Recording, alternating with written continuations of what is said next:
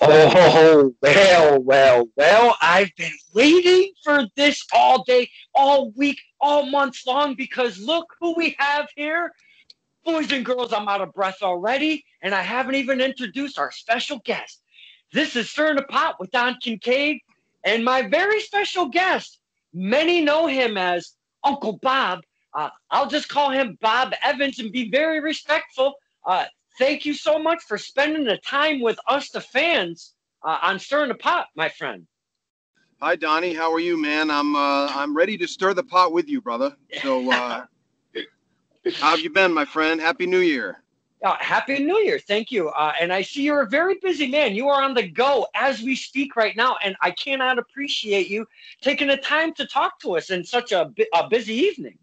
Well, it's I end up doing a lot of these, the podcasts and the calls and all that for because I end up being on the road. I have a courier business and I pretty much work 7 days a week. So this Okay. is how you get two things done at once. That's the first lesson we can impart on people right now is try to bulk your tasks together if you can. So Excellent. See, we've already learned something new about Mr. Bob Evans right off the ripper. That's there awesome. you go. There you go. So what we do is this isn't my show, my friend. This is everyone's show for the fans. So we get to learn about the fine talent that we see in the ring, and Great. and so I don't like to do the general kind of thing. And I know you've probably been on 1,000 podcasts, interviews, sit downs through your career. But just to give the people a quick gist, how long have you been in the business, my friend? Well, this is being filmed in January, and as of next month, February 12th, it'll be 29 years. So, Wow. and I know, right? And Wow. it's yeah. So it's 29 years. I'm still a young guy. I started when I was 19. So do the math. That gets me to 48. So, but yeah, I started in a little mill, a little old abandoned mill in New Bedford, Massachusetts. Trained with some young guys that were just a little bit ahead of me, and they got me rolling, and it's been a heck of a ride ever. So Uh, well, as as I said at the top, many know you as Uncle Bob, and that's really what I want to get into because I did it. I do these little things at the shows called or the events called the Kincaid Files, and I get up in your face and I act like a jackass half the time because I like to I like to poke the bad guys and we like to lift the good guys. So sure. I had the chance to do one with you at an event at Battlefront, which was absolutely fantastic. But with this specifically, I wanted to kind of pick your brain because my Sure. friend, I don't know if you realize this. You are so very respected, not just in like Connecticut, but like New England and beyond. I want to say across our vast country. Do you realize Right. how respected you are out there, my friend? Well, I'm fortunate to have a lot of people that I mentor and look after, and it's kind of what I've always wanted to do as a teacher and as a leader. And one of the things that I've noticed, Don, is that we need more leadership in wrestling, especially independent wrestling. I think a lot of the young guys, and I mean, you've seen it. You're, I don't know where you are in life, but I have a couple of kids. I'm married, so I have, I have, at least the co-position of leadership in my family. But I think we need to have more leadership. I think the older guys and even some of the younger guys need to stand up and they need to be looking after everybody. Um, we need to be taking care of each other. We need to realize that um, you don't have to be a broke independent wrestler, and you don't have to be on drugs, and you don't have to be, ruin your family life, ruin relationships, and it's just one of the things that I've really been pounding into people the last 4 or 5 years, and people are really responding. Like I wasn't the only person that was waiting for this kind of leadership, and fortunately, a few other people have kind of taken up the mantle or just felt more comfortable being themselves, Mhm. and it's been a nice little ride. And with this whole the WrestleLife.com thing I got going, it's going to get bigger because now we've decided to take it I'm still going to be doing my touring, still doing my stuff, but now we have a digital piece of it too, and it's been 6 weeks in, and we have good amount of members, and we're already starting to roll. So people are really looking for that leadership, Don, and you do the thing, you do this, and then you do your, every time I see you, there's a twinkle in your eye, and you just love wrestling, and you just want to help the business and move things forward. And we need more people like that. So that's why we rely on people like me and you guys who are trying to do right. And we kind of had a black, first of all, the pandemic was one black mark, but you can't help stuff like that. That's just going to happen once in a lifetime. But then you had all this, the speaking out, and I don't begrudge any of those people that stuff, but we also have to, if we're going to shine a spotlight on the bad, we have to shine a spotlight on the good too. So that's kind of what I'm trying to do. And the stuff that I've been taught for almost 29 years, and the stuff especially I've learned in the last 7 or 8, I would say, we need to get this stuff out. We need to teach people how to run their wrestling business so we can have a better wrestling business overall. So that's kind of where I am. So yeah, it's been a nice ride, and I've always been a guy who tries to serve people well, serve his customers well, serve his people, his friends well, and it's starting to pay off. So it's cool, and I'm not going to stop. So I know a few people it annoys people, and I don't care. So we're gonna, because I help way more than I annoy. So, and if I'm annoying people with good stuff, then too bad. No, well said at the tail end, my friend, because, I've only been doing the indie scene for about 4 years right now, ish, Cool. Maybe a smidge over 4 years. Nice. And as soon as I found out Bob Evans, I could follow him and see his stuff on his face page. I stalk you I follow you every day on your face page. Right. And you really put out some fantastic advice. And again, I've been following you for probably, I'm going to say 2 years solid. And Thank you. Me as a fan, I feel that the information you put out there is just, first off, it's free. Okay, let's just say that right off the top. First off, it's free. Second off, I see nothing but helping the boys and girls, if you will, in the back and such, because that's who's reading this more often than the fans. And maybe the fans that are reading this, I hope that the fans, you boys and girls that are following Bob Evans on FacePage, if you are appreciating it as I am, because I just love me some wrestling, and I think he's doing such a service just by putting his, and it's so much information, it would floor you how much information that Mr. Evan gives out for free on a regular basis. So I really wanted to focus on that more than your career, because that circle that I see around you, your peers, may they be younger, may they be older, they all give you so much love. And I know you can't make everybody happy. That's just a gimme. You can't do that. And I get that. But take that ratio out of the equation. But you get so much love, you get so much respect, you get so much response. And not only that, but if you look in the bottom right corner, you get a crap load of shares on your advice. So it's spreading. And I think that's really, and I'm not kissing your ass by any means, sir. I speak the truth. I think that's a beautiful thing. Well, here's the thing. I kind of couldn't figure out what my next step was either. I kind of had some ideas of, do I want, I want to put out, let's go back to school. Let's put out like a college level, trade school level class on how to do all this stuff. So, I get into it as much as I can for free, and I'm happy to do that, and I'll never stop doing that. So this isn't where I'm going to just take everything, throw it behind the paywall, and charge you $400 to look at it. That's not what I'm going to do. But for people who want to go deeper in with it, we can talk about that later. But so right now, I just said, there's got to be a way I can put this all on a course. Let's make an independent wrestler survival guide. But you know what? Let's do it.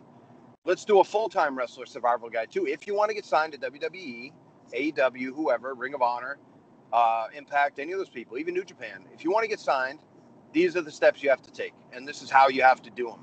So and I kept kind of talking. I was talking with a good buddy of mine, Michael Caine, and not the actor, but his name is Mike Caine. He's a good old boy from Cape Cod. Sounds like Peter Griffin. But so I said, you know, and I was kind of just going off on him. I said, this is what people need to do. These are the steps they have to take. And Mike's usually a guy who mixes it up with me, kind of gives it back and forth. We talk a lot. We're chatty New England guys, right? So, but he was kind of quiet. And I'm like, are you all right? He's like, yeah, I'm fine, man. I'm good. Just keep talking. I'm digging what you're saying. I said, okay. Well, I was always kind of complaining that I didn't have a way to kind of organize this stuff because I'm not a very good organizer. I'm learning, getting better at it, but I'm still not great at it. So, so after we got off the phone, there was about a 15-minute lag, and then he texted me. He said, check your email. I said, okay. And at the top of it, it said, here's your outline. What's your excuse? And then wow. he wrote a full outline of the class for me. So, and then what he did is, and I paid him for this because people should be paid for this kind of stuff. He went in and he taped the whole thing and he made it and then he edited it all and we put it in a class. So now we have five college level classes on how to do wrestling. Wow. And I put them on my WrestleLife.com page, and we have a ton of content back there, and it's cool as heck, man. It's growing, you know. And like you said, I put out something this week, the 5 things promoters are kind of messing up on and how they can fix it, and that was free. All you have to do is put your email in, be part of my mailing list, and you get it for free. And by the way, the secret to that too, and I'll tell people now, if they put it in, the next day I send them a half an hour extra gift of 10 things promoters do that they screw up on, and that's kind of like a hidden gift. So don't tell anybody. But so that's like an infomercial, but there's more. But the thing is, I'm not even trying to sell them anything yet. You know, just take a look at my stuff. If you look, I don't want to be a car salesman. Okay, yeah. For 4 or 5 years, I've proved to you that I can do this stuff. I can teach you. I can guide you. You know, now it's time for us to really step it up, get in the next level. You certainly have access to everything I do and everything I'm still going to do. I haven't stopped. I can't stop. I love giving out information. I love serving the public and helping young people in wrestling. And just any life lessons that I can learn that saves people a little bit of pain and agony, I'm all about it. Rock and roll.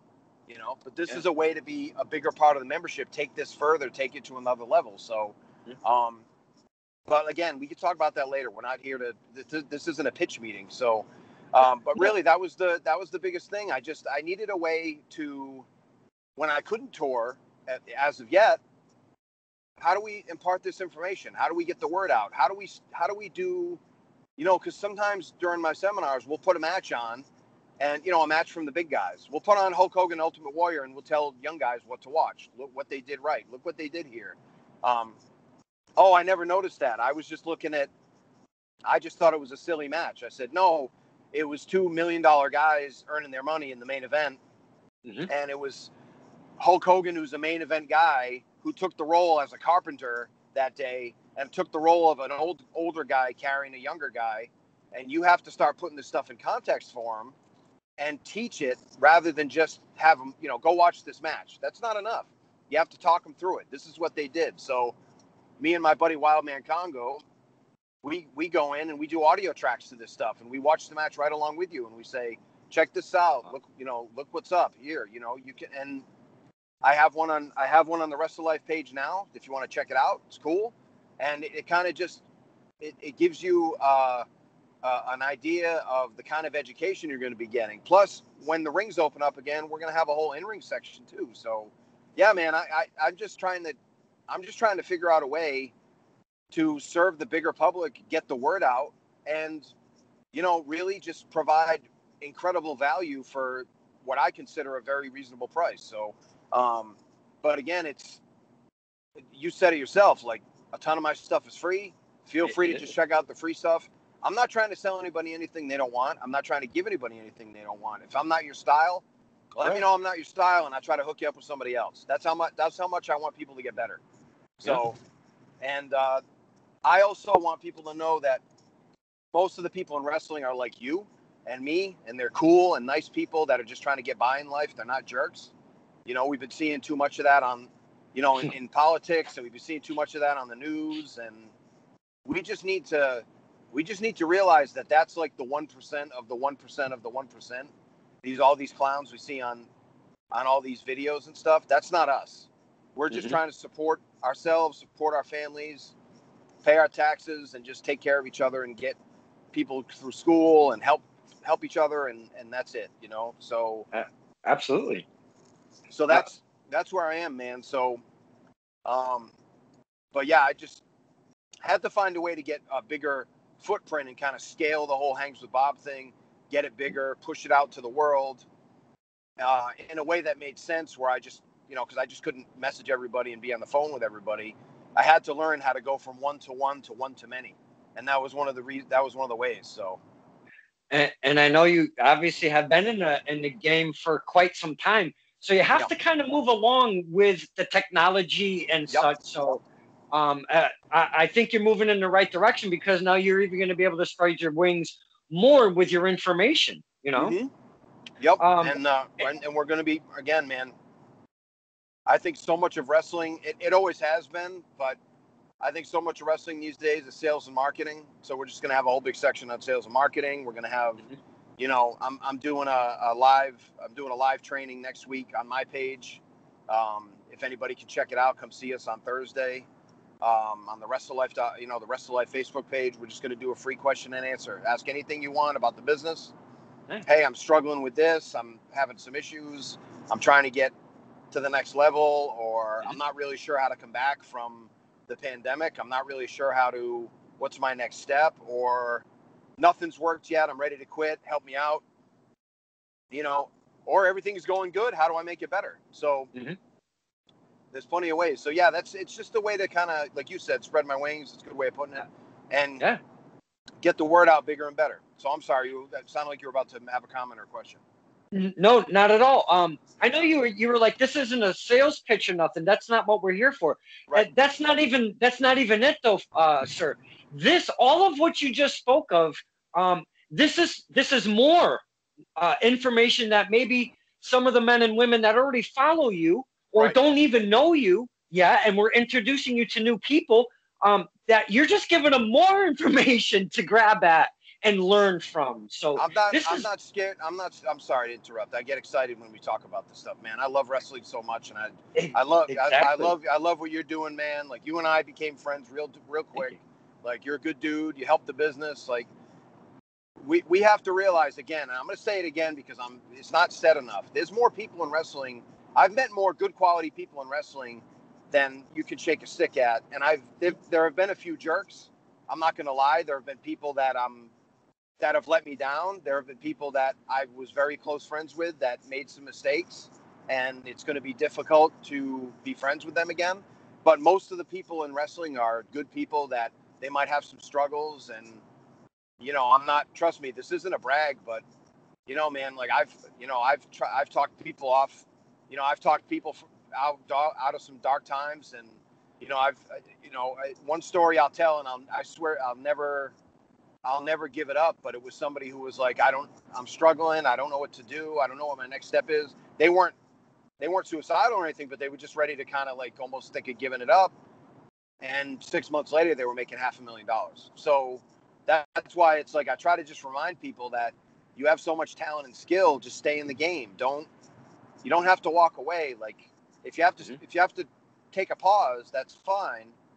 But this has made me appreciate the business even more, and all the people that I'm not seeing for a year. And everybody gets taken away. Not everybody. I mean, I was fortunate to have my family and all that, but my wrestling family was taken away from me for a year. Like, that's a lot. So how do you help people? How do you help people kind of stay in the business? How do you help people kind of, hey, better days are coming. This virus has killed a lot of people, made a lot of people sick. A lot of people are struggling with it. People that you and I know, people that you and I have relationships with, and I've had good people in the business, my brothers and sisters in the business that have lost parents and aunts and uncles and brothers and sisters, and it's a real thing. I'm not one of these guys that says it's not a real thing, but we have to find a way to bounce back. I'm a solution guy. I don't want to hear excuses. I don't want to hear, look, I'll let you have a bad day, but you can't have a bad week, and you can't have a bad year for something that, the pandemic. Yeah, the pandemic. Now what? I know people that have made $85,000 during the pandemic. I know people that have made all kinds of money. They've built businesses. They've grown. They've flourished. I know. Yeah, people tell you about the couples that have divorced, but I know couples that healed themselves. I know wives and husbands that were on the brink of splitting up, and this brought them closer together because now they had a common enemy to fight. We have to figure out a way to be here, and it brought them closer together. So I'm not going to sit here and say that this was definitely a curse, but there were some blessings inside of it too. So, and now we have to find a way to just throw open the attic, the basement doors and come out and be productive people again. Yeah. And I'm seeing some people work on some stuff, and yeah, I know I still have a lot of work in front of me. Let me put it that way, as far as helping people, serving the business, and and there's people that are lost, and there's people that are still playing the blame game. I had 3 people today, and of course I won't mention any names, but there were 3 people today, Don. One guy said, I don't know what to do next, which is very, very common. I had another guy that was focusing on the wrong things, stuff that wasn't really making him successful.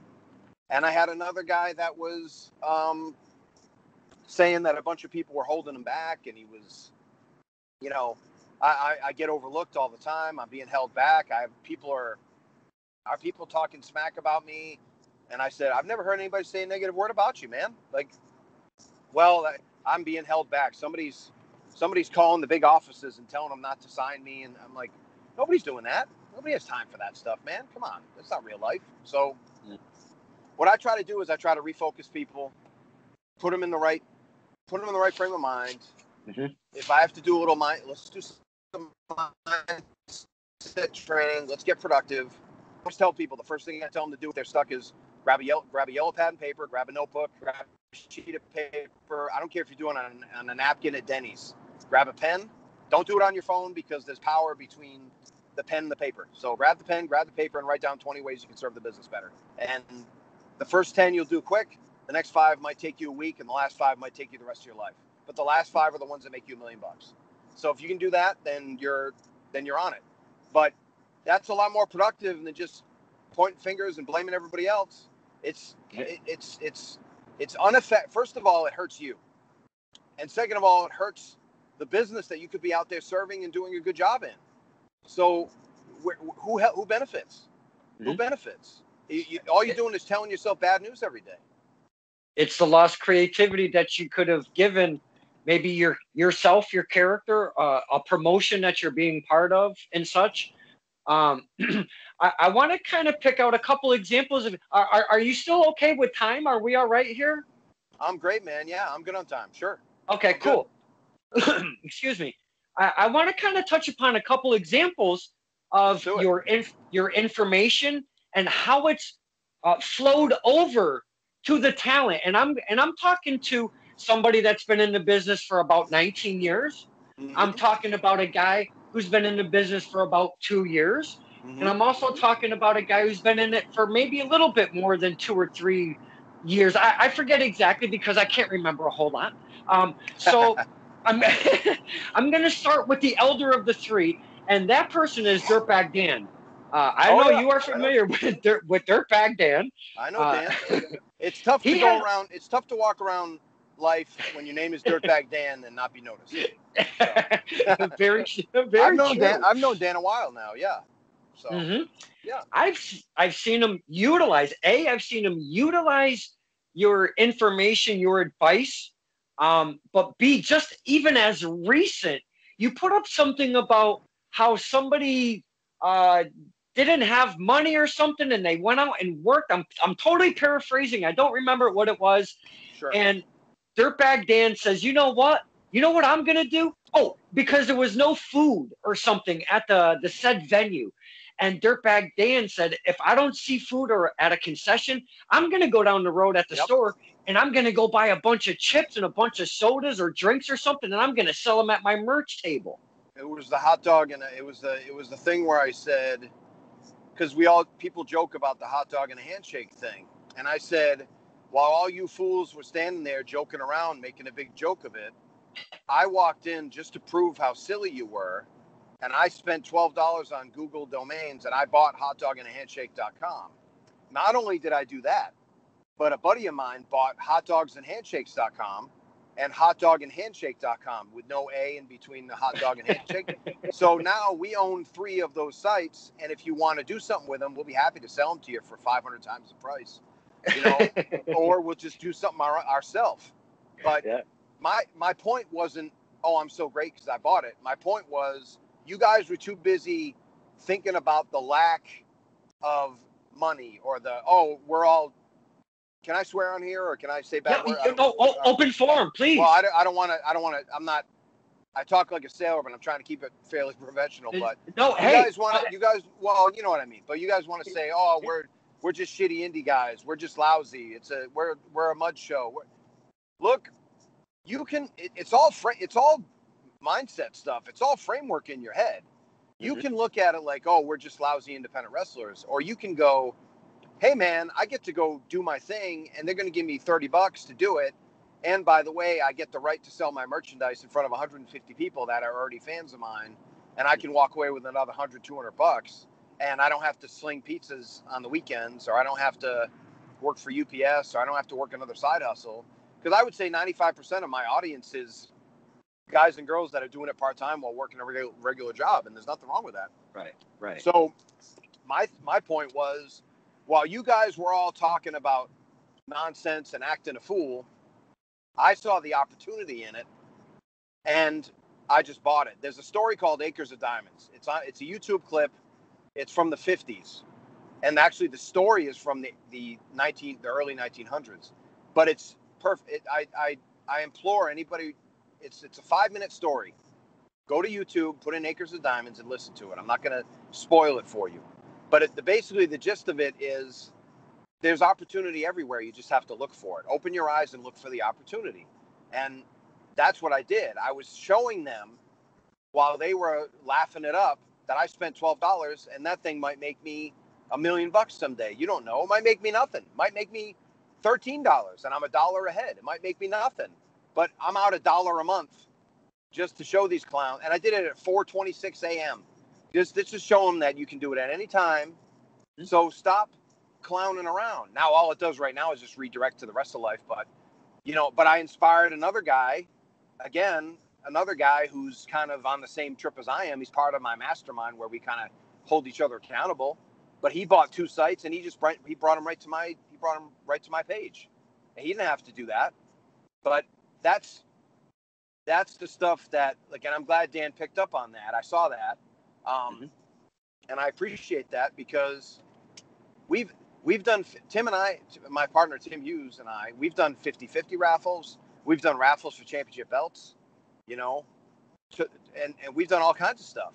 And, every show should have a 50-50 raffle. Like, you just sell lottery. You just sell, not lottery, but you just sell raffle tickets. You get half the gate. A fan gets half the gate. Nothing wrong. You're selling pieces of paper. And you're selling pieces of paper and giving the fan a 50% commission. Like, that's easy money. You have a big house. Look, I've been to some shows where the 50-50 raffle is $1,000. The winner gets $1,000. So, so I'm just saying, like, I know there's some gates, there's some live attendance gates that aren't $1,000. So you have to start thinking about ways, like I always say, get them in the tent and sell them something. I didn't say get them in the tent and steal their money and manipulate them and trick them into spending their money. We have to stop painting beautiful pictures and begging people to come in. We have to get people to come in and show them our beautiful pictures. It's a big distinction. You have to bring the people in and show them something cool. You can't say, wow, we're so good, come see us. Because every time you try to say how good you are, you just shine a light on the fact that you're a worse version of what WWE is, because that's what people see. That's the reality. We can fight it all day. Oh, we're better than them. No, you're not. No, you're not. So stop it. Stop it. Minor League Baseball doesn't sell baseball. They sell value, the experience of families going to a baseball game, because they can't go to the Yankees because that's $200, $300, but they can go to they can go to Trenton. They can go to, the Somerset Patriots. They can go to one of these games for $8, $9 a piece. And the beers are a little more reasonable, and it's smaller. It's easier to get into. You're not going to wait 3 hours to leave the parking lot. There's a lot of benefits to it. But they don't sell, hey, our baseball is as good as the Yankees, because it's not. It's still good. It's not bad, but it's not the Yankees. That's okay. They're not expecting the Yankees. They shouldn't be expecting the WWE. Stop selling wrestling at your independent wrestling show. It's the weakest thing you can offer your public. You have so many things going on. Fans getting together to do something out, sell the wacky things that pro wrestling can, sell. I know a buddy of mine, BJ Darden in Portland. He gets a big Portland, Oregon. He gets a big college crowd because they have cheap beers. So they came for the beers. They paid a ticket. So the ticket is kind of like a cover charge. So they buy the ticket. They get their cheap beers, and they hang around and watch the wrestling. And by the way, those, and you'd think that college kids would be jaded and above it. They're like kids. They love it. They're all about it. They have a great time. They're not sarcastic. They're not jerks about it. They have an awesome time. And it's been some of the funnest shows, and the heat, because they're super into it. So the heat is incredible. And they draw, and he doubled his crowd. He went from 90 to 100 people to marketing himself to a whole new market, and now he gets 200 people a show, and he runs weekly. Wow. Weekly. So now BJ is also one of these guys, and BJ, I talked to him on his podcast the other day, and he said he's still, they're locked down right now, but when everything opens up, he's going to do the same thing. He offers $100 bill to any of his wrestlers that can out promote his show. He will hold up $100 bill, and he goes, "You get this if you can share the show, promote the show more than I can." And he's never, and I think he gave it away once. So that was it. But but what a challenge, what a challenge. But that's, and he's very prolific. One of the things about marketing, he's going to be prolific. You got to be out there, man. You got to push it. You got to push. So I'm sorry. You said you had a couple of other examples. I'm going. No, please, because again, boys and girls, that's even, I don't know how, but that's even more information that we are gathering from, and I'm telling you, everybody calls you Uncle Bob. We're definitely touching upon that before we let you go. I can tell you where that came from right now. Yeah, please do. Please give it to us. It was, it actually is a very sweet story. So, no pun intended. So my buddy, because there was a wrestler called Sweet Scott Ashworth. So, I got you.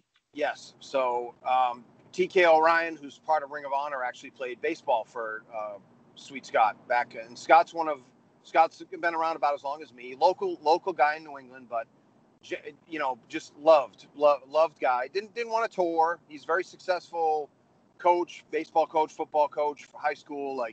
Does refereeing, he's always hustling. Well, I was having a tough time, kind of struggling with money, so I painted houses with him all summer, and he was kind of he'll never. I try to tell him this, but I don't think he understands that summer really changed me, because he's such a good dude, good person, and I was painting with his son. His son was young at the time, and we were painting with his son, and he just started calling me Uncle Bob, and I just started calling him Coach. And it kept going on that way. And he just started calling me Uncle Bob. So it started there. And then a couple of people, it kind of slowly creeped out to other independents. And then kind of when I started touring, it just kind of grew. And now it's just something that people call me. Yeah, I get Uncle Bob, Unc, all the time, And I love it, because I consider I consider everybody in wrestling my family, man. So I'm not. So it's a sweet. It's a guy who kind of helped somebody by giving them work when they needed it, and kind of helped support my family during a tough time. So I'll be forever grateful to Scott Ashworth. But he also kind of gave me a hook, like it's almost like, and it actually helped me figure out who I was, because, for a long time I wanted to be, a big time wrestler. Okay. But there's got to be a time when you look in the mirror and say, am I Tom Brady or am I Bill Belichick? And I was Bill Belichick, but I thought I wanted to be Tom Brady. But every time I kind of started to, I had Don, I was booked as an extra in WWE when they were signing everybody. Mm-hmm. All I would have had to do was show a little bit. I had a little bit of steam on me in 99, 2000, 2001. I had enough steam to get signed. If I had hustled, if I had traveled, but I didn't do it. If I'm not going to do it when I was a kid, so I don't resent anybody back then, And then in like the mid 2000s, I was kind of scoffing at all the guys that were driving. Every single one of the guys I scoffed at is a millionaire now. So, so so I'm kind of, I'm learning the lessons a little later than I probably should have. But, I wasn't always this guy, but it was the guy I always wanted to be, if that makes any sense. So no, that's perfectly put, because now that you've gone through that experience, the Uncle Bob moniker just fits actually perfect because of what you do, what you present, what you give to your peers and the younger generation that are learning and such. I think it's absolutely fantastic. But I'm going to kind of spin it around, and I'm not saying he's old. I'm not saying he's old by any means, because he would strangle me. But he started much later than most do, being one Ryan Frost. And I know you are familiar with one Ryan Frost. Yep. He's taken your advice and soaked in so much of it, sir, like a sponge, might I add. Yep. And I know he's actually been on the road, if you will, or gone and met you at shows to, figure out what do I do when I'm on the road. And Uncle Bob was kind of showing, hey, man, come out to the show. This is what you kind of do to kind of pay your dues or make your way. Am I mistaken on that? No, you're right. When was the last time we were all together? Do you remember? Personally, I remember Battlefront, but right. And I think didn't I wrestle Ryan at Battlefront? You didn't want to bring up a bad memory, but yes, you did, sir. Okay, so that was and I think I saw him. We did that wacky show where it was like we were fighting people in bars with no ring, and I saw him at that show too. Yes, and, yes. So it's we were trying to do chain wrestling on a dance floor. It was interesting. I was there. That was, you know what though? Hey man, I was 28 years in the business. I got paid great, and it was a hell of an experience. It was something new. The day I fought and did chain wrestling on a dance floor with 10 people watching me, like, I was like, this is one of the strangest experiences I've ever had. But hey, everybody treated me well, and it was fun. And I got in and got out, and the guy, nice people, and just another wacky wrestling story. But Ryan, Ryan's been trying to travel with us for like a year and a half, and we've just been trying to. So I've been kind of mentoring him from a distance, just because. The issue with that was, I know at one point Ryan really was kind of struggling on the financial end, and couldn't really travel with us. He needed to work, and I said, well, you better work then. Don't be stupid. And then when the money was good and he was kind of squared away and he got solid financially, then all this stuff happened. So, but yeah, he's still in touch with me, and Ryan's been a good dude, and asked a lot of questions. Actually, it was funny because I met Ryan and I met Rick Recon on the same day, because I told Rick Recon to go to Battlefront, and Rick Recon said, I fought you tooth and nail to go there, and it was the best decision I ever made. And then Rick and a couple of the New York boys there,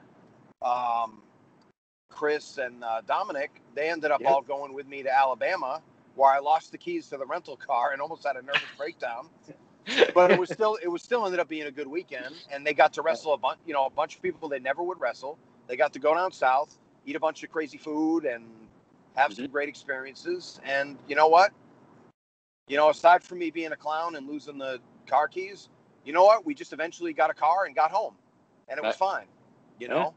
And you know, but Rick's traveled with us a few times. Rick went with me and Tim to Michigan, and you know, and I'm hoping that Ryan does those trips with me too, because Ryan has a great love for the business. He's a big guy. He's a good heel. I'd love to see him. I'd love to see him kind of get noticed a little more. And plus, Kevin Landry's a great trainer. I've known Kevin since his first day in wrestling. So his first match, I was there. So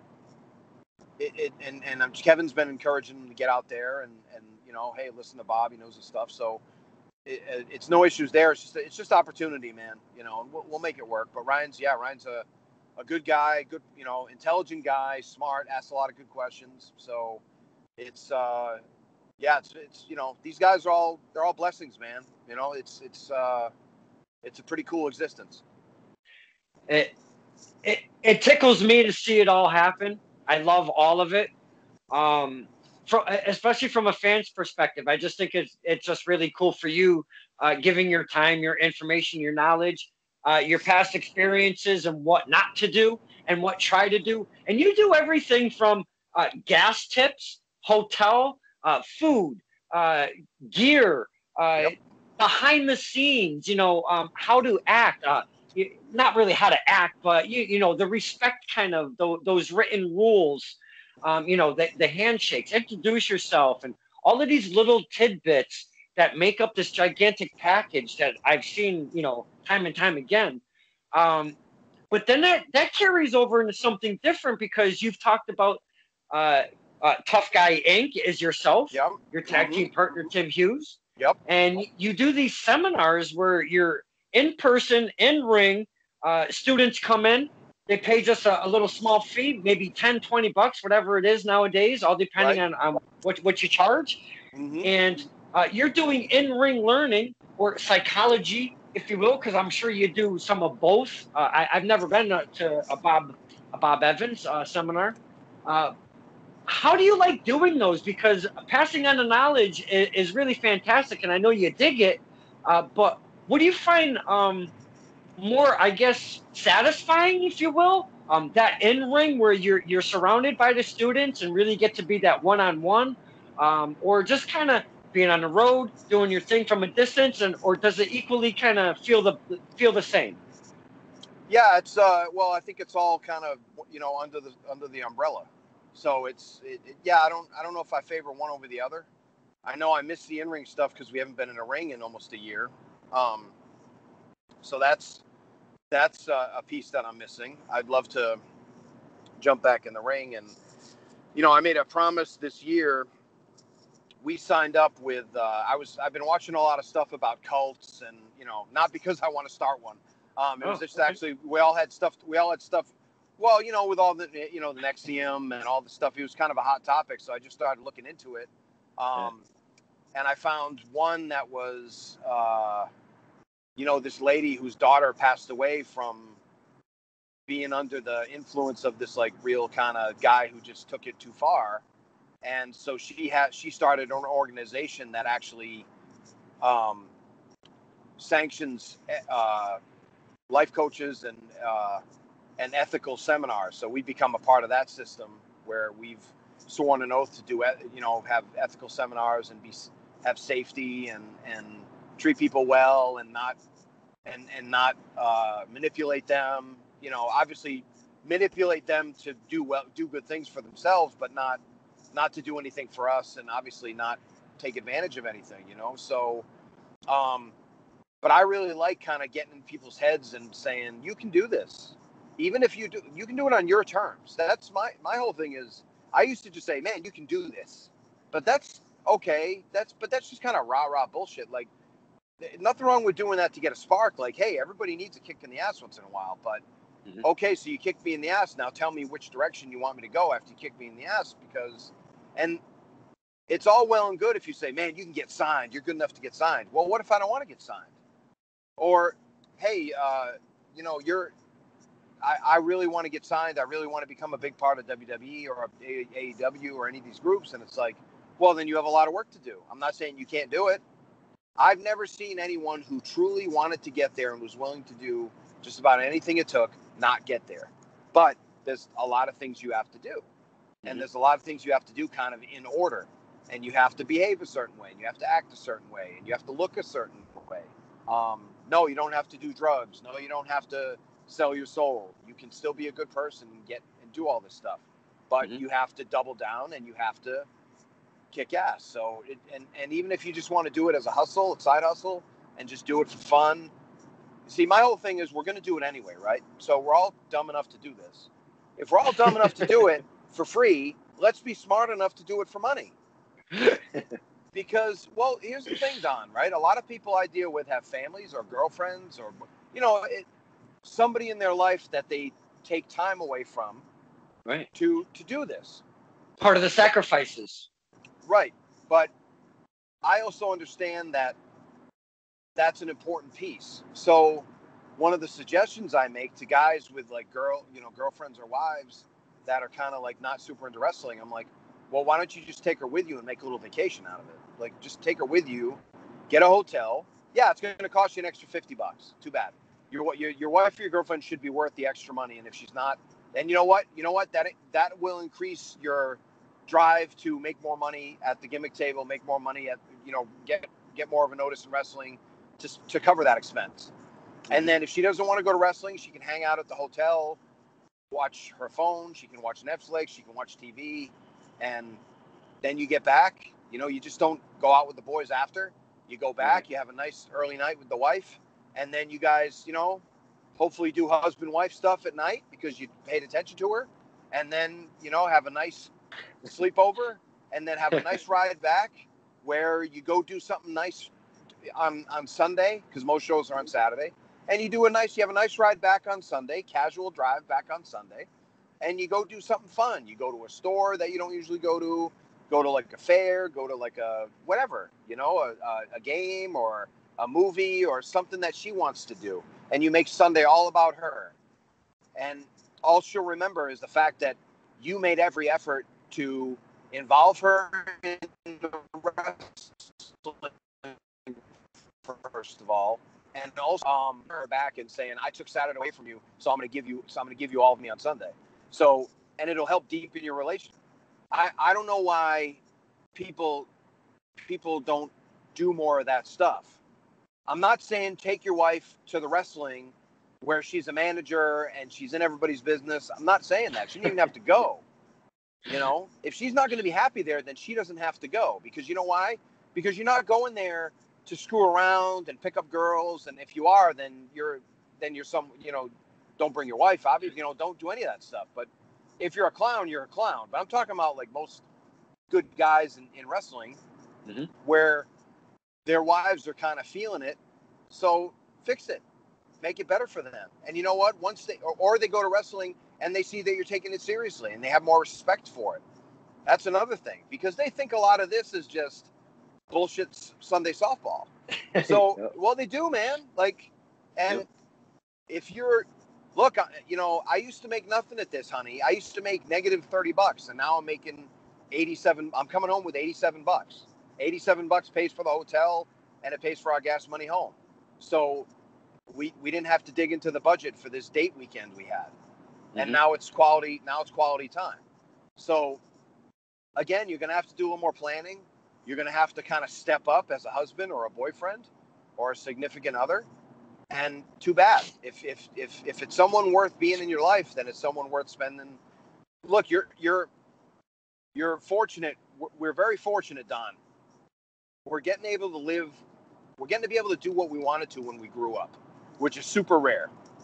And then second, but the thing is, I don't care if you had a great match with somebody. Hey man, I had a great match with Ryan Frost at Battlefront, and it was the greatest thing we've ever done. And man, what a match! The people were on their feet, and my wife's going to shrug her shoulders and go, "Yeah," but I mean, she's not going to be against it. She's not going to be a bitch. My wife's super cool and no drama at all. She's great, but she's not going to care. She's going to say, "Hey, you got any money for me?" Like, not that she's got her hand out for that, but I told her I would come home with money. So if I told her I'm going to come home with money, then look, you're taking time away from me and the kids. Mm-hmm. So that there's a cost to that.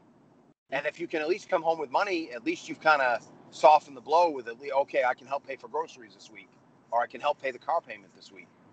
Absolutely. So that's where you have to.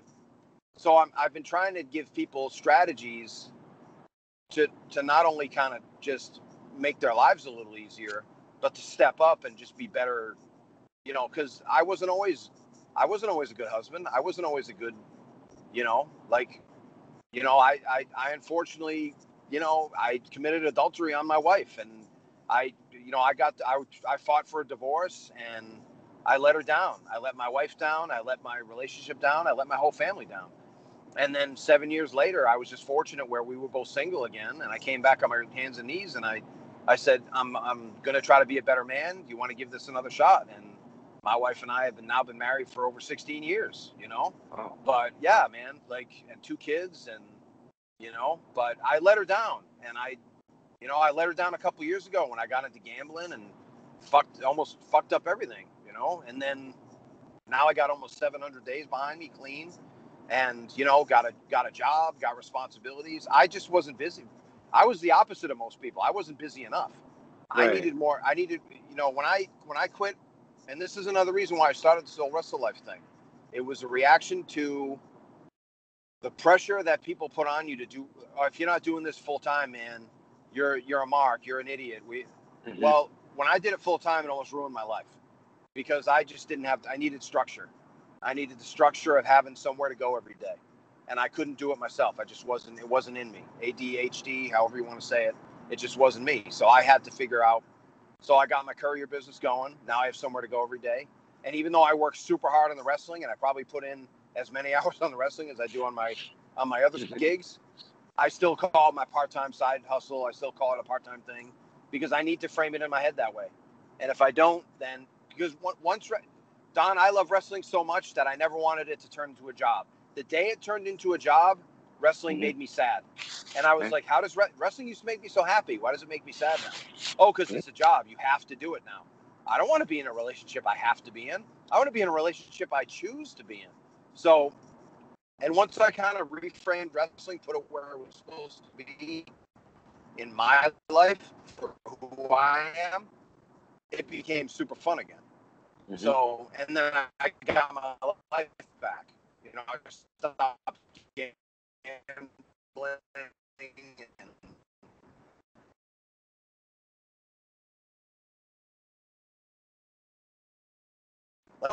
and he's lucky he had a good woman in his life. Are you there? I heard a tone. Are you there? Yep, you're good. Cool. Okay. So he was lucky he had Maria in his life. Not only good looking, but smart as a whip. And she said, look, man, it's the drugs or us. And my wife pretty much said the same thing. It's gambling or us. And, we made the right decision.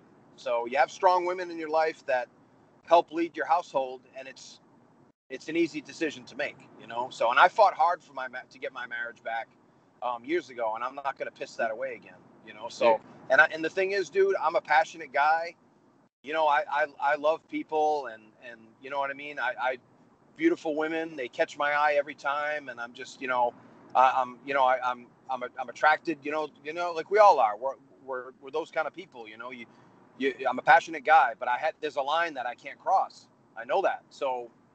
And you just have to behave yourself, and you can, it's not that tough. It's not that tough. So, No. But that's where I had to frame wrestling in a certain place. And I think a lot of people are struggling with it too, because you hear, well, you have to win the belt against Brock Lesnar at WrestleMania, or you have to be a broke ass wrestler who's on drugs and bums pills off everybody, and you have to be a miserable guy who, sleeps with a bunch of dirty women and can't keep his relationship with his wife and has been divorced 8 times. And no, it doesn't have to be that way. You can be a good person, have a job, and wrestle 50 times a year and make 10, 15 grand at this. What's wrong with that? That's 2 trips to Disney a year if you want it. That's a car. That's 10% of a lot of mortgages around, in the United States. So what's wrong with that? And that's where I've been kind of like really fighting hard for that, because I think that's 90 to 95% of professional wrestling is on the indies, is people that just want to find a good place for it and make a couple extra bucks, but they don't necessarily want to do it full time, you know?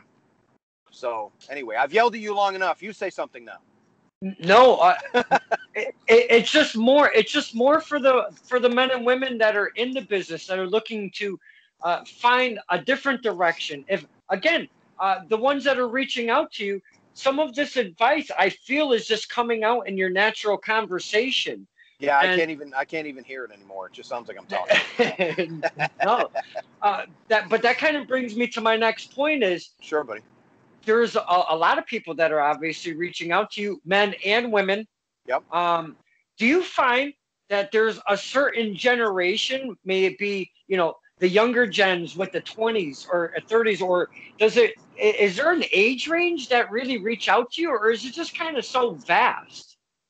I would say pretty much is probably like between 22 to 40. I would say that's pretty much my range. Some younger, some older. A lot of the time, I had a guy yesterday while I was on a podcast with somebody. I was talking about, I help people, and the guy was from Toronto, so he was like, yeah, you've helped a lot of my friends in Ontario and things like that. So he was being very nice. And as that was happening, a guy from Arkansas checked in and said, hey man, you doubled our numbers at our shows. I just wanted to drop a line and tell you, thanks so much. I took your advice. Every show's been standing room only now, and we're in the black now. So I just wanted to drop you a note. I'd never talked to this guy. I talked to him. He took my seminar in Arkansas a year ago. Not Arkansas, excuse me. Missouri a year ago. Hadn't talked to him again. And he just, maybe, I message people all the time, but back and forth. But he checked in with me. He's like, yeah, I just want, I should have told you this sooner, but, we've had to kind of be a little tighter with the numbers with COVID. But we've even been drawn great with COVID.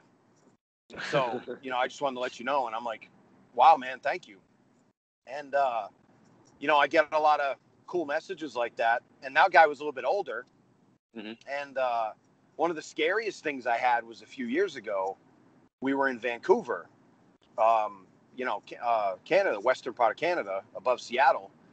And this big dude, big guy, probably about 6'6", and just has this wrestler face, this he just looks like he's pissed off. He's not, what do they call it? Resting bitch face? Well, he had like resting like mean dude face, like big badass dude, so, and he was kind of, I don't know if he even really took the seminar, if he's just kind of hanging out and listening. And then I jumped in and I said, hey, because they were doing a lot of like pre-tapes and stuff, and I said, hey, can I help you guys with this? Do you mind? And they're like, no, man, what do you got? And I gave him some ideas and all this. And the guy was just kind of smirking at me. And I was like, oh, geez, I hope I didn't offend this big. And you could tell he was a veteran. He'd been around a while. And he goes, hey, man, can I see you for a minute? And I'm like, oh, boy, here we go. Right? I need to see you in private right now. I'm like, oh, shit, okay. Now, this guy makes me look small, right? So, and he goes, hey, I just wanted to shake your hand. He goes, I've been around 19 years. And he said, I haven't been told what to do in years. I really appreciate what you're doing for these guys. And you're really helping to. And I was like, oh, my God, thank God. I said, dude, I thought you were going to, I didn't think you were going to beat me up, but I thought you were going to read me the riot act. He's like, no, dude, I'm loving this. Because I was fortunate where, like, Ring of Honor, you do a lot of TV production. Plus, when WWE was around and they would let me, Shane McMahon would produce a lot of segments, and I was friendly. I'm not friends with Shane. He won't know who the hell I am, so I'm not saying any of that, okay? I'm just telling you who was back there. Shane always was one of the boys, so he was always super cool to everybody. He still is. But back then, it was a little more, it wasn't as corporate. It was corporate, but it was a little more intimate. So you could kind of like, if you behaved yourself and you were a good brother and you kind of did a lot of TVs and they started knowing your face, you could kind of hang out and just kind of watch things and from a distance and kind of observe and listen. And I always did. So I got a lot of, just kind of tips. And, Kevin Kelly's one of my best friends. His son is my godson, and Kevin's been a big part of just kind of pushing me to do stuff. And he's in Japan now. So, just finished the Tokyo Dome, and Kevin's living a great life too, and has a wonderful family. And he's been one of these guys that's really helped me kind of flesh this out too. But Kevin is a brilliant. So you start listening to brilliant people and people that have made a lot of money producing TV, and just stuff just rubs off. So the people in Vancouver were like really grateful for this. Oh, this is like high level stuff, and I'm like, yeah, man, I don't teach you. When John Cena's on Stone Cold podcast, I don't listen to John Cena talk about, I had a great match with this guy. I listen to John Cena and what John Cena says about success. I've stopped now, so this is why I'm looking at you. So I can even put my little light. I can even put my little light on now. There we go. So actually, you know what? I'm gonna backlight myself. Let's see how this works. Let's see. Oh, that's awful. Nope. That's too shiny. There we go. So, but Don, I've always been one of these guys that when a successful guy says something, it's like you're old enough to remember the old like H&R Block commercials where when H&R Block talks, people listen. So I always have an ear for that, and I always take those nuggets away. Jim Ross has a ton of them on his the old Ross reports are he said so much stuff that went by people's heads because he would just say it, but the one he used to do on WWE, and then later on when he did the JRsBarbecue.com.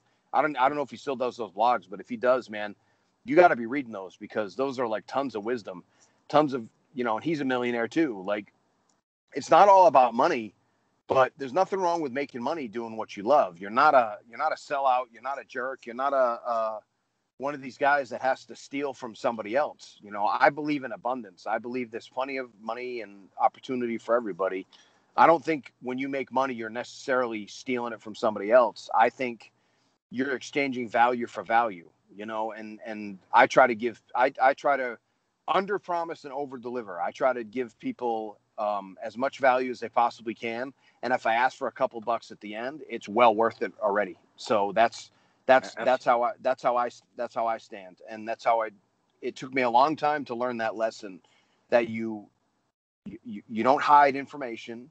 You don't, you don't manipulate people. You just serve people the best you can, and you help people get ahead, and it'll come back to you. And I'm fortunate where people have been very kind and they say a lot of nice things, and they kind of, and it's cool. I dig it, man. Cause it's what I've always wanted to be. I've always wanted to be that guy. So, yeah. And it's definitely taken its course to where you're at in your life now. That's very, very evident. And you don't have to, per se, be in Mr. Evans' circle to see the information, to see the respect, to see the love, to see the reciprocation. And if somebody comments, he kind of comments back. So it's not like me. I'm not running Bob Evans' face page and he's then ignoring all the comments. So he's there, he's doing his thing. And again, it's very evident the passion you have for it.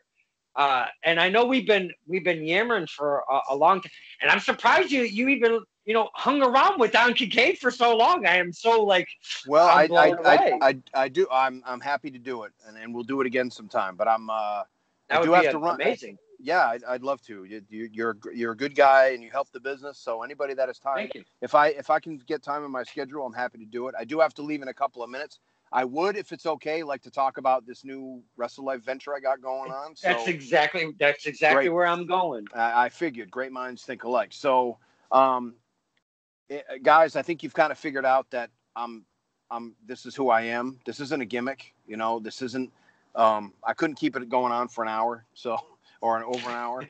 And we have a membership going on now called TheWrestleLife.com, and I call it the Wrestle Life because it's not wrestling, it's not life, it's the Wrestle Life. It's kind of a mixture of what we've been doing, what we talk about today, a lot of stuff, Mm-hmm. And I'm happy to help you in there because we can't. This is 1% of what we can talk about, and I can't really get deep in it because it's not the platform, it's not the environment. We'd be here for 25 hours if we had to do that. So, but I do have my, I think it's between 4 and 5 hour Hangs with Bob Masterclass in there. It's basically a blueprint to be successful in wrestling, however you want to choose it. And what we're doing is we're adding supplemental classes inside to like specific topics covered inside that class. We're going to give you more information, like give little classes inside of it too.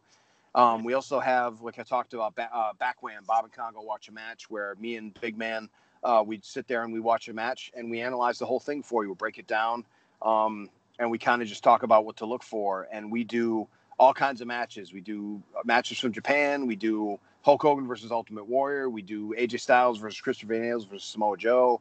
All kinds of cool stuff. And we point out stuff that you can use in your, if you watch it an hour before your match, you can put something in there that you learned.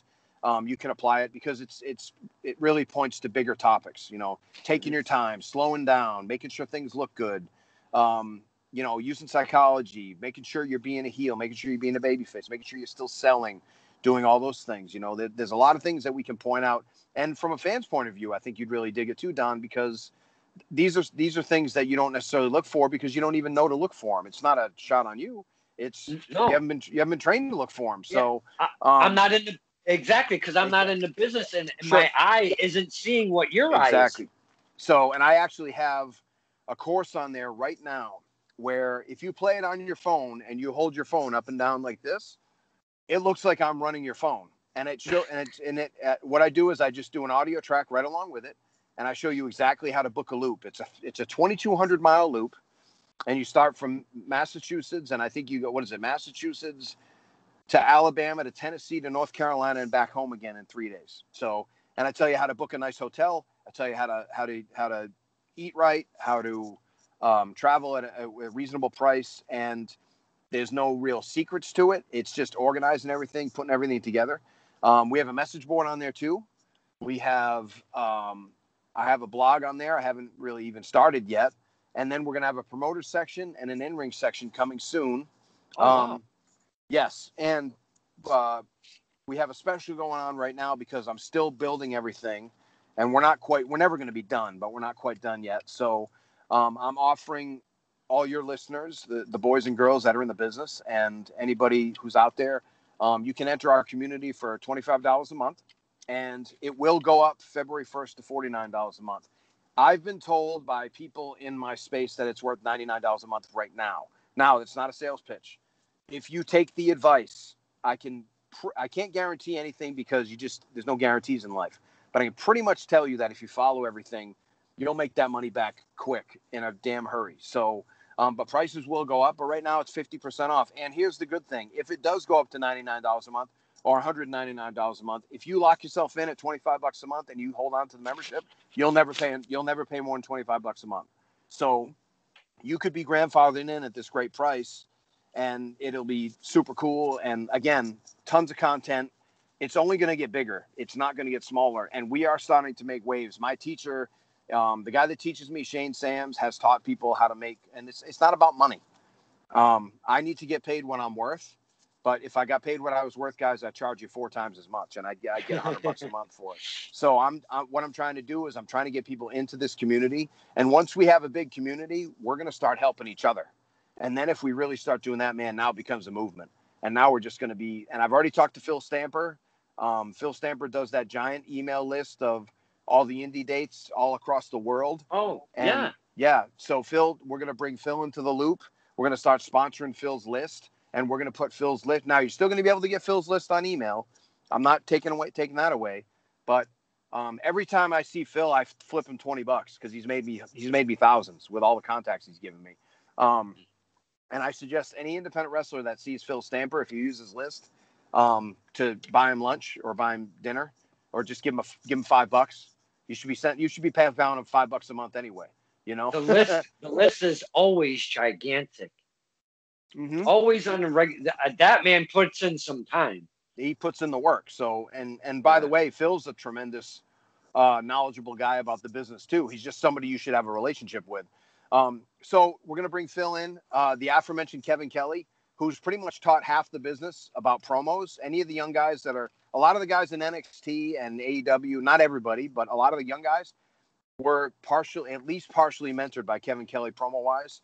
So Kevin's going to be in there eventually, once I can get him to stop being, get jet lag from Japan and all that good stuff.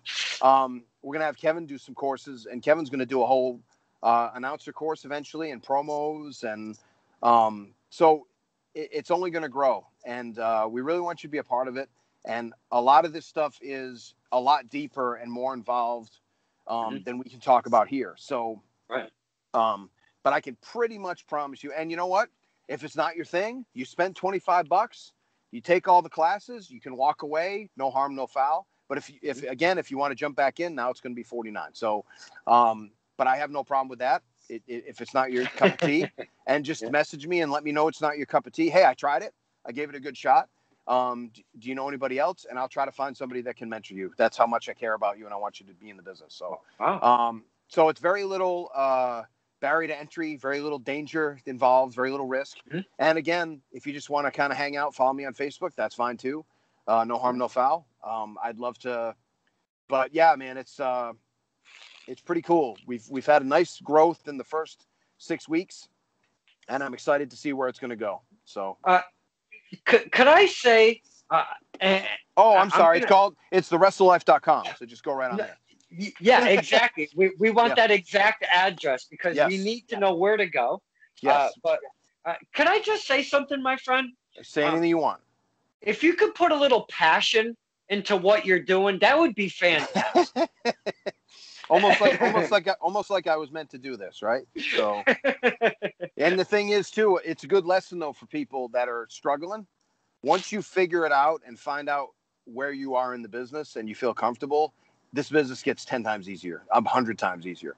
Look at guys like Jericho. Look at guys like the guys that kind of scrapped. Look at my buddy AG, who I've known since he was a 16-year-old referee. August Gray now, right? Anthony Green. AG was scrapping. Kurt Stallion, same kind of story. Just scrapping, just trying to find his way.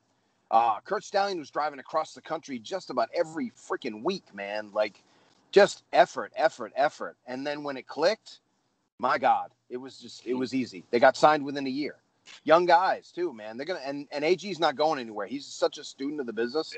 And Kurt the same way, Cameron. They're good guys. They're not going to be trouble.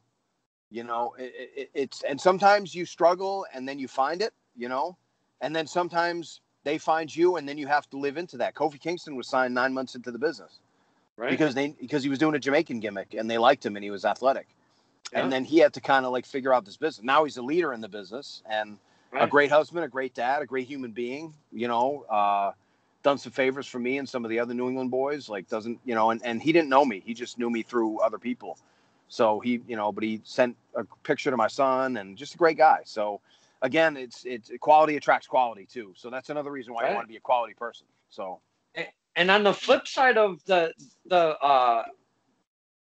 flip side of the experience factor, we're talking some younger talent, the Anthony Greens and such, or August Gray. August Gray, yes, sir. Yeah. I hope I don't get spanked for that one. Oh, I think you'll be okay. Okay. But now on the flip side of that, I just want to pull out a little Jenga piece, and I know you got to get going and stuff, but I love this topic. Sure, I just want to pull a little Jenga piece and let's do it. Mercedes Martinez. Perfect example. She's not, 19 years in the business. Right? I've known Jazz since almost when she started, and we always, and I didn't help her as much as I should have back in the day. We had some disagreements, and it was stupid. It was you know what it was? It wasn't sitting down and talking about it, and I wasn't mature enough to handle it at the time. And there was a promoter that kind of drove a wedge, and I don't think he meant to either. I think it's just you're at a different, 48-year-old Bob handles it a lot different than 30-year-old Bob does. So, but I was fortunate that I was able to sit down with her and apologize to her and kind of make amends. It wasn't that bad. I wasn't like cruel or abusive towards her, but I just didn't treat her that way. I should have helped her more, So and it was funny because I know she had thought about quitting a few times. She had gone through some stuff, just stuff in her career and not sure, but all of a sudden she kind of just had a resurgence because she took a step back and realized that she's not a kid anymore, and realized that she was going to be the person that helps the kids along, but still can be a badass herself. And then everybody just started talking good about her because they should. And she looks the same as she did 20 years ago. So, you know, and I mean, she looks 10 years younger than she is. So, and the thing is, you know, plus, don't you want, like, you know, I mean, she's not a, I don't mean she's a diversity hire, but she's a diverse person. She has an interesting life. She, you know, she's Latin American. She's got, you know, there's a lot of things there that are interesting, and she could be a role model to a lot of different people. So, I'm excited for her, and I think she's a badass, and I think she's found her spot. And when she's done, she'll just roll right into being a coach. You know, that's it. You know, I mean, I'm not worried about her having a career. She'll be an agent. She'll help people with their matches. She'll do what needs to be done. She'll run things at NXT. She'll do what she has to do. She's, you know, and she's a mom, and, you know, I mean, she's in a, you know, got relationships. She's a good person who she was a good person back then too. I just, I hadn't developed the leadership qualities that I have now, you know? So it's one of my regrets, but at least I was able to kind of sit with her and apologize. And, you know, and she said, "Oh, I don't pay it any mind," but, you know, it's still, even if she didn't take it as heavily as I did, it was still nice to get it out there and at least know that I cared about her enough to say, "Hey, I'm glad you're doing well. And, you know, I apologize for not handling things as well as I could," you know? So she was very gracious about it. And as I knew she would be, but I would have felt bad if I hadn't said something to her. So I'm so happy for her though. And Jazz, I'm glad if you ever hear this, just keep kicking ass, keep doing your thing. So I'm glad you were able to make amends with her. That's very cool. Yeah. So, but yeah, man, this has been a blast. So absolutely. Is there anything before I let you go that we've talked to Wrestle Life, we've talked to Tough Guy Inc., we've talked so much, we've gotten so much. Is there anything else? Because this is why we bring you on to learn, but we want you to promote. Is there anything else that we have missed that you would like to push, promote, whatever? I just really, the biggest thing you can do is, if you see something that you like from the Wrestle Life page, if you could jump on and like the page, I'd really appreciate that. And then, you know, I have I have a few things that are on the Wrestle Life page. If you look at them, you'll find them. You know, it's a sneaky way to get your email address by giving you cool stuff to look at. So right now we have a little little mini class on promoters, but we have I have the 20 things you need to do before you think about quitting wrestling, and I have a little checklist on how to do better at wrestling seminars. So any of those, you click on those, give me your email address. You can unsubscribe at any time. We don't spam you. We don't sell your list to anybody. It's just a way for me to keep in touch. I'm not going to tell you I'm not going to promote and send you an email once in a while, but it'll usually be about something. I'm not just going to bother you. So, right. But yeah, I always give value. That email, I understand. Look, man, I get emails from people. I get it. It's valuable. I don't want people to give up a little piece of their privacy for something, for nothing. So I give them some value first, you know. But here's, like I said, the little thing about that whole promoter deal is, the day after you send me that email, I email you another one that's twice as long with twice as much information in it. So that's so cool. I'm grateful to people that they trust in me, that I'm not going to be a clown with their email address. So and again, we're just, you know, I became a dummy again. I became a student again. I went back and took marketing classes. You know, this is all like college level stuff by people. You know, I'm getting training from millionaires now because I want to know what they're doing. And I know it sounds like I'm trying to, like, it sounds like a bullshit thing. I'm trying to sell you Amway, but it's all good stuff. And there's nothing, look, there's no ulterior motive here aside from me wanting you to do better in your business. Well, you know, if you make $1 million at wrestling and you say nice things about me, you think it's not going to hurt my feelings. So, you know, please go right ahead. You know, it's gimmick free, my friend. The gimmick is that there is no gimmick. The magic is there is no magic. You know. So, but I do have to run. Really, just the Wrestle Life page on Facebook or Hangs with Bob, Tough Guy Inc. is fine. You won't be able to friend me, But if you click on me to try to friend me, you'll instantly follow me. So because I still believe in a friend page. So, and just just everybody, if you're ever struggling, try to get somebody booked. If you're a wrestler, try to get someone else booked and see how that works. We spent so much time with Uncle Bob, and we cannot thank him enough for spending the time with us, the fans. Yes. This has been Stirring the Pot with Don Kincaid and our very special guest, Bob Evans. Thank you so much for spending the time with us. Of course, Donnie. Love you, man. Love you guys. See you later.